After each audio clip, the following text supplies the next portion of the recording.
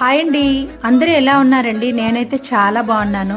Andhra స్టైల్లోనే chicken గోంగూర curry చాలా చాలా టేస్ట్గా ఉంటుంది. మీరు కూడా ఒక్కసారి ట్రై చేయండి. గిన్నెలోకి ఒలుచుకున్న గోంగూరను వేసుకొని పసుపు నీళ్లు వేసి మూత పెట్టకుండా లో ఫ్లేమ్లో 5 నిమిషాలు ఉడికించుకోవాలి. ఇలా ఉడికించుకున్న గోంగూరలో నుంచి నీళ్లు వంపి గోంగూర పక్కన ఉంచుకోవాలి.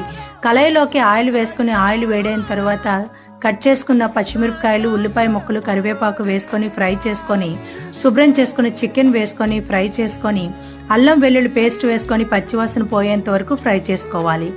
కట్ చేసుకున్న టమాటా, టేస్ట్కి సరిపోయినంత ఉప్పు, పసుపు, కారం, ధనియాల పొడి, చికెన్ మసాలా వేసుకొని చికెన్కి మసాలా అంతా పట్టేంత వరకు ఫ్రై చేసుకొని కొంచెం నీళ్లు వేసుకొని మూత పెట్టి లో ఫ్లేమ్లో 5 నిమిషాలు ఉడికించుకోవాలి. ఇలా ఉడికించుకున్న చికెన్లోకి గోంగూర వేసుకొని కలుపుకుంటూ మరో 2 నిమిషాలు ఉడికించుకుంటే ఆంధ్ర స్టైల్లో చికెన్ గోంగూర కర్రీ